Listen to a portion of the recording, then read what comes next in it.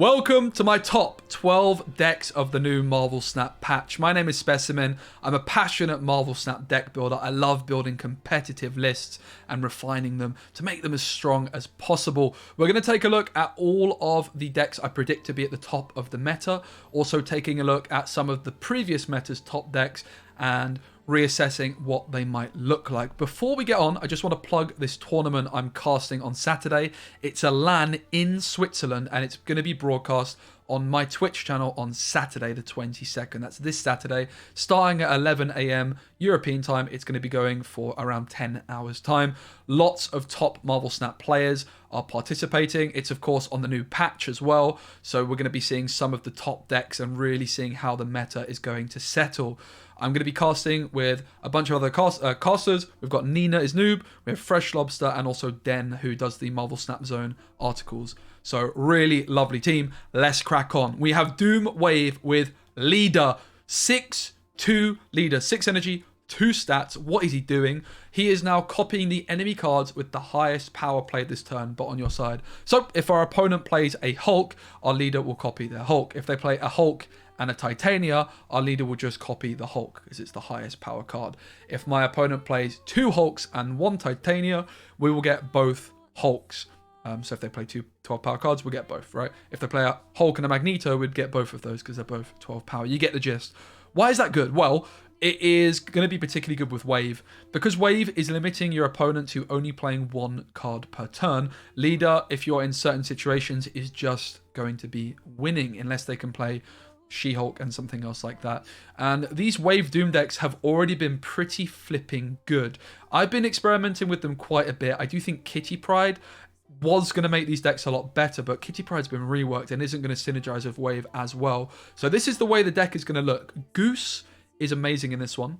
The idea with this deck is you play Wave on turn 5, and then on turn 6 you're able to play She-Hulk and another card. So She-Hulk and Leader, She-Hulk and Doom, or She-Hulk and Aero. Aero, of course, kind of working in a similar way as to how she used to when you're playing Wave, because your opponent's only able to play 1 card. Your Aero is going to move stuff away. So the real important thing is getting ahead before that turn with Wave. That's where cards like Iceman, Lizard, Mr. Fantastic, and Maximus are going to come into it. America Chavez is increasing the odds of you drawing Wave by turn 5 and all those other things. And also, she's not even that bad to play with your She-Hulk either. One thing you might want to try with this deck is adding 1 extra early game card. I think the Aero Leader, Doctor Doom, and She-Hulk, all as late options, are a little bit much, maybe, because you really do want to be getting ahead. Something like a Scorpion could be a nice fit in here, but I think this is going to be a tier 2 deck, maybe tier 1. We'll have to wait and see.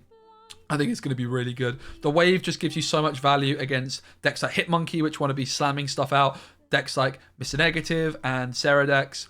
I think this is going to be a real contender for tier 1, potentially. Top of tier 2, lower tier 1 is my prediction. Up next we've got Shuri. Shuri, I would say, is going to be kind of similar, like higher tier 2, lower tier 1 still. I think the deck's still going to be very good. I put Sauron in instead of Cosmo. That's the only change from my list. The America Chavez can definitely be cut for something like a Polaris. The Captain Marvel can be easily swapped for Vision if you prefer. What is different about this deck? Well, you can't play Cosmo. That's significant for sure. Although, at least you do get to now get the benefit of Sauron, which of course makes your Red Skull's ongoing ability disappear. It also makes your Ebony Maws go, which means you're able to play Ebony Maw on turn 6. Do bear in mind, if you play the Sauron, that is going to remove your Armor's ongoing ability if you have not yet played it. I put the Chavez in there because I think she's very important to draw your Armor on turn 2. Draw your Shuri on turn 4, that's going to be significant. Chavez actually got buffed, by the way. She now starts on the bottom of your deck, and you draw her on turn 6. So it's basically improving the consistency she offers every single game. She's always giving you consistency, whereas before, 25% of the time, she was giving you actually no consistency at all. I'm going to do a whole video on that, but for the moment, you just need to know that Chavez got buffed. She's about giving you about 25% more consistency, something like that. But I need to do the maths on it. She definitely got buffed. It's a good deck. It's going to be more susceptible to cards like Valkyrie in particular. Cards like even Shadow King, maybe Shadow King might be okay now in Silver Surfer decks. I doubt it. But now that you can't hide behind Cosmo, those are serious consideration cards. Before, I just didn't rate either of them. Thanos next. Thanos loads of ways you can go about building it. I think this would just be the way for me. Lockjaw has changed, so you can only cycle it once per turn. What this means is you want to be playing the Energy Stone, the green one, on turn 1 and Lockjaw on turn 2. That's going to be your most optimal line now. The Wasp is going to be very important as well to just give you ways of feeding Lockjaw while still being able to play big cards on turn 5 and turn 6. On turn 5, you can play Blue Marvel and Wasp, and on turn 6, you can play Thanos and Wasp into your Lockjaw, for example. There's obviously loads of ways you can go about doing that. Leech also getting nerfed, but was it really enough? I think it was enough overall, particularly for this deck, but honestly, Leech does now have some value in certain matchups because you can no longer top deck, or your opponent, I should say, can no longer top deck cards which do have an ability, right? Like, let's say they top deck a Magneto, which has an ability and catches you off guard. Well, now anything they draw on turn 6 will have no ability. So, Leech, I think, is still great. I think Thanos Lockjaw is still going to be very good. Did it get worse? Yes. Is it still going to be solid tier 2, lower tier 1? Yeah, it is. The balance is going to be really interesting. Up next, we have Sentry. I think this is the deck which is under the radar right now, and in the next few weeks, people are going to catch on to. My friend Bane won a tournament with this list. There was 2 differences. He was playing Crossbones instead of Jessica Jones, and he was playing Zero instead of Debris. Debris does have some anti-synergy with the Sentry. You want to be playing the Sentry and then the Viper onto the Void on turn 5. If you've played Debris before that, that means that you could end up moving a rock over. However, just don't play Debris until turn 5 if you're planning on Vipering the Void, because you can play Viper and then Debris in that order, and then you're always going to Viper the Void still. This deck is amazing. It's really, really good with this Storm Sentry combo to secure one lane, and then you have Daredevil and Spider-Man and Professor X to win another, and then Valkyrie to win another. So the idea is you win one lane with either Storm or with Daredevil, and then you win another lane with Valkyrie. You win the Valkyrie lane with Titania or the Hood, because you play Valkyrie and then the Titania, or Valkyrie and then the Demon afterwards. As long as you're going second, then your opponent's things get set to 3, and then you're just going to have a few extra points. Bear in mind, of course, Valkyrie does not deal with cards like Devil Dinosaur and Dark Hawk. That is the big downside of her. If you don't manage to clog up a secure lane with Professor X or Spider-Man, you can also clog your opponent's locations with cards like the Hood, Debris, Viper, Green Goblin, and Titania. The other consideration here is Jessica Jones could be replaced for Juggernaut, because that can help you in the Storm lane while also clog some of your opponent's other locations. I think this deck's really good. I really do. I think it's solid. Solid tier 2. Up next, Mr. Negative. I think it's the time. This is my highest win rate deck this season, believe it or not. I was playing Rogue instead of Magic, and Rogue is still a consideration. But Magic is just looking really very nice right now with Mr. Negative because of the change to Leech. Before, if you got leeched, you were kind of screwed with Mr. Negative. There was just nothing you could do. But now, because Leech is only hitting your cards on turn 6, that means your Magic cannot get leeched before you play it, because you're always playing your Magic on turn 5 or sooner. And that also means that turn 6 disappears, and okay, all your Iron Man, which costs nothing, has no ability, but on turn 7 it will have an ability. So Mr. Negative looking to make a huge comeback. Of course, this deck is going to struggle against Sandman and Wave, both of which I would expect to be very popular. However, if you can just spot those decks, try and only lose 1 cube to them, then you should be looking good. Magic can also help against Wave as well, as if they Wave on turn 5, expect, for their finisher, and you Magic on turn 5, suddenly you don't really care about their Wave that much, because on turn 7 you can still slam all of your 0 cost cards.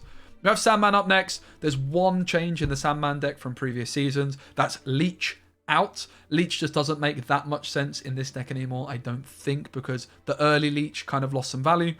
You could still play it. I've just put Scorpion in there instead, so you've got that little bit of extra early game security and tempo, which is very important with Sandman. You want to be ahead when you Sandman, and then Doctor Doom just kind of secures the bag. Galactus up next. Galactus, I still don't own, believe it or not, but this is the Galactus list for me. If I had it, I would be playing. I think it looks super smooth. The main differences between most people's is I'm playing Spider-Man and Dr. Octopus and a Destroyer. The Yondu and Lizard are just there to feed the Death and the Null, and then the rest of the stuff is just there to win the Galactus lane consistently, whether you go Wave on 3, Galactus on 4, Spider-Man on 5, or you go Electro into Galactus on 5 and then Null on 6. You have so many options. Bounce up next. Bounce, I think, is good. It struggles again against Wave. It struggles again against Sandman, which there's going to be quite a lot of.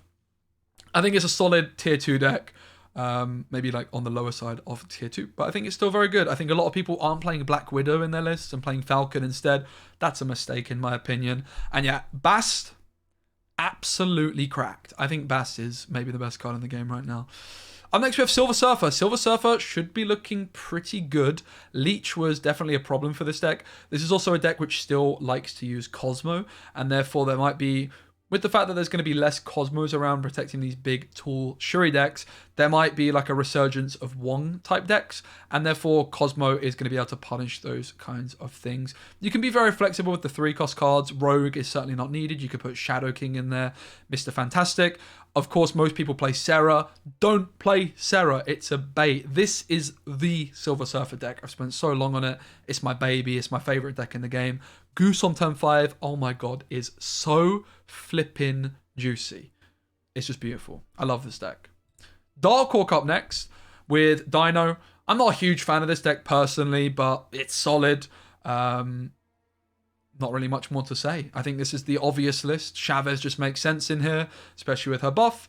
You've got the White Queen, Rockside Moon Girl, and Dark Hawk Shang-Chi all getting big Zabu value. Don't be afraid to Mystique your Zabu. I never see anyone do it, but it's honestly quite good in some situations. Solid deck. Can't really go too wrong. We have Patriot up next.